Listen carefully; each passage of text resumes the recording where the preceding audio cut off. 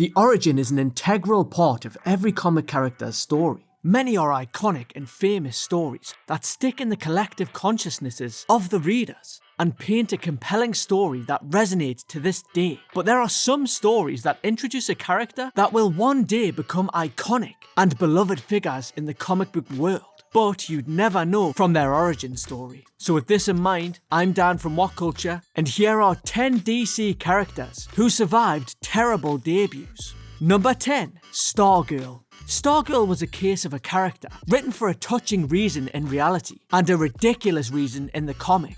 Courtney Whitmore was created by Jeff Johns and Lee Moder for Stars and Stripe issue 0. The character was patterned in name, appearance and personality after Jeff Johns' sister, Courtney, who tragically died in 1996. In the comic, Courtney's mother was married to Pat Dugan, the Golden Age hero Stripesy, and the sidekick to the original Star-Spangled Kid, Sylvester Pemberton. His gear came to Dugan after the then Skyman was killed by Solomon Grundy. Courtney found the equipment, fashioned a costume for herself, and then started wearing it to annoy her stepfather, who she hated. A skilled mechanic and designer, Pat made the Stripe robot armor to keep track of her and keep Stars safe. She later joined the Justice Society of America and became a distinguished member. She also became a member of the government-sanctioned Justice League and Justice League United. Number 9, Ultra-Humanite. The Ultra-Humanite was the first supervillain to ever appear in DC Comics, and yet it took decades and multiple changes before he became a character that people were interested in. The character was created by Jerry Siegel and Joe Shuster for Action Comics number 13. The original Ultra-Humanite was a mad scientist who was paralyzed from the waist down and confined to a wheelchair. His goal was the all-too-common world domination,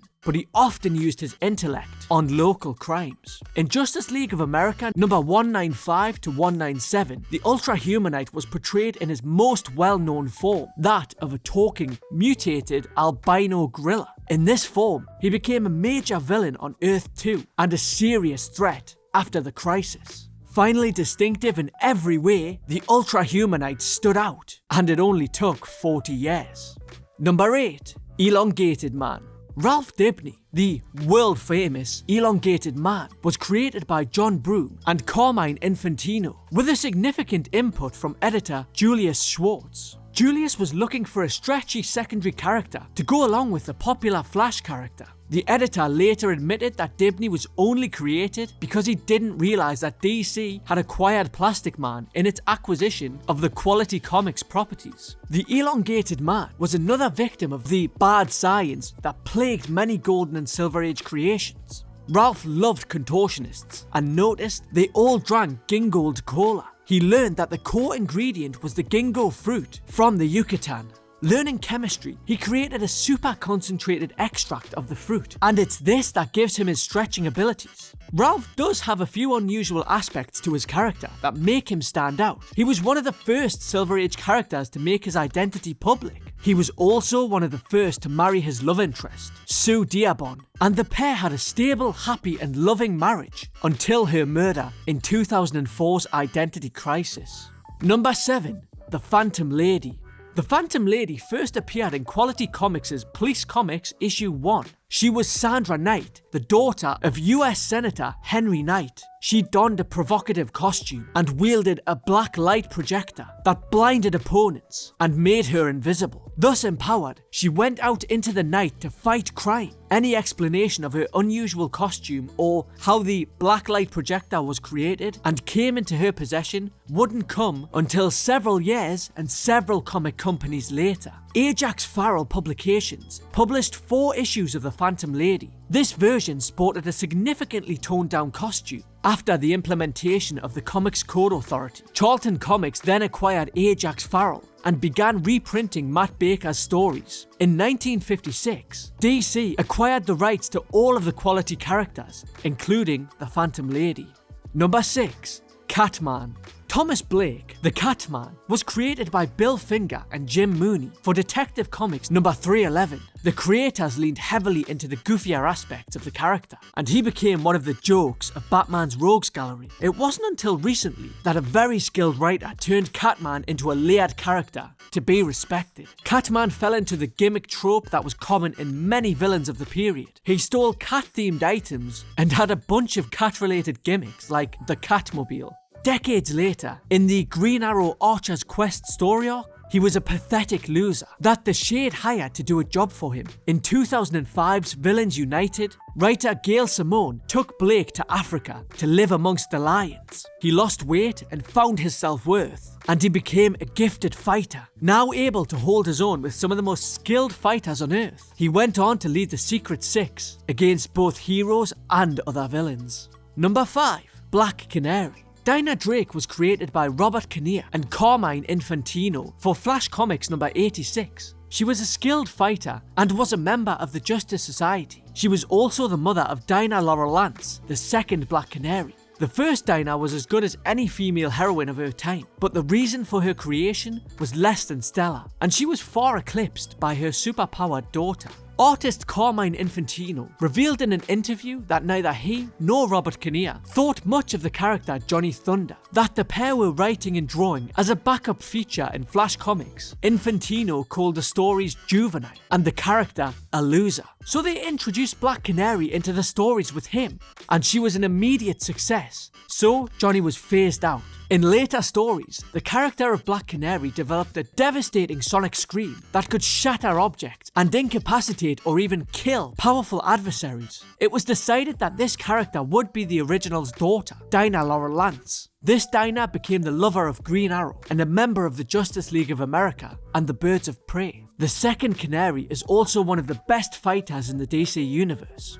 Number 4. Jason Todd. When Jason was first created in Batman 357, he was practically a carbon copy of Dick Grayson. His parents were circus acrobats that were killed, this time by Killer Croc, and he was adopted by Bruce Wayne. Grayson presented him with his Robin costume, and the natural redhead dyed his hair black to assume the role. After Crisis on Infinite Earths, Jason was reimagined as a tough street kid who tried to steal the tires off the Batmobile. Batman caught him, and after an extensive 6-month training period, Jason Todd was given the mantle of Robin. But Jason was no Dick Grayson. He lacked his predecessor's athletic ability and incredible deductive mind, but he made up for it with his arrogance and rage. He often disobeyed orders and was overly violent with criminals. When he went to Iran to find his estranged mother, he was killed by the Joker, and his body was stolen by Talia al Ghul, who later resurrected him in the Lazarus Pit. Todd then returned as the anti-hero, Red Hood, a character beloved by most Bat fans.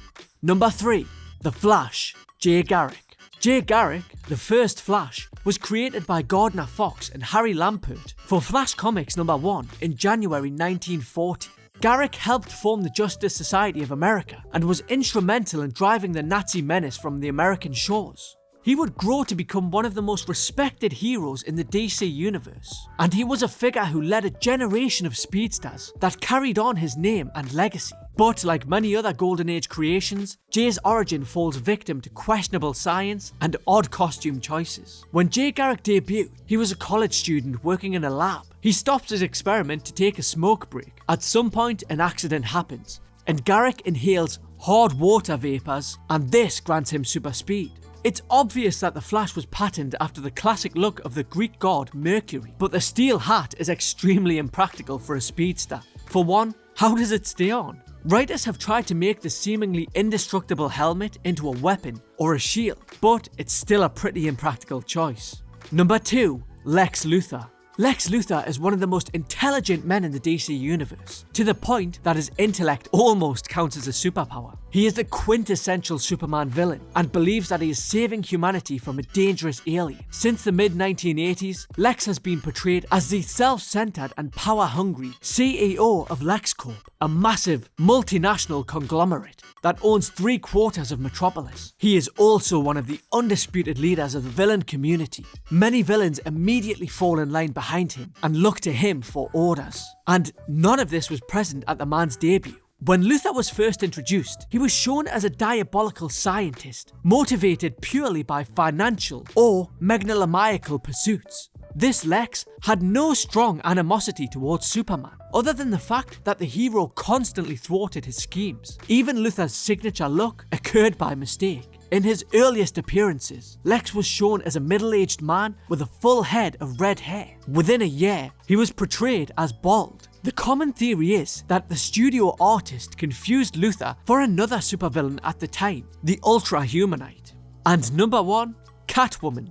Catwoman is an integral part of the Batman mythos now. Selina Kyle is an expert thief and a strong independent anti-hero. She's one of the most popular characters in comics, and she has worn some of the most iconic costumes to ever have been drawn. But that is certainly not how this master thief began. In her first appearance, Selina Kyle was dressed as an old woman when she appeared as the Cat in Batman number 1. Then, in the 3rd issue, she wore a full-faced cat mask. It wasn't until the Silver Age that Catwoman would take on a relatively constant dress with a slit up the side and a half-face cat-eared mask. And it wouldn't be well until the 1980s before Catwoman would sport the ever-evolving number of one-piece catsuits with tails attached. Part of Catwoman's misstep towards the icon that she is today is that she completely disappeared from September 1954 to November 1966. This was due to the rise of the Comics Code Authority and its rules regarding the development and portrayal of female characters. Then, the 1966 Batman TV show came along and helped her return to the comics. And that's our list. You can find more lists like this on screen now. You can also follow me on Twitter @DanJDurkin. But for now though, I've been Dan, and I'll catch you in the next one.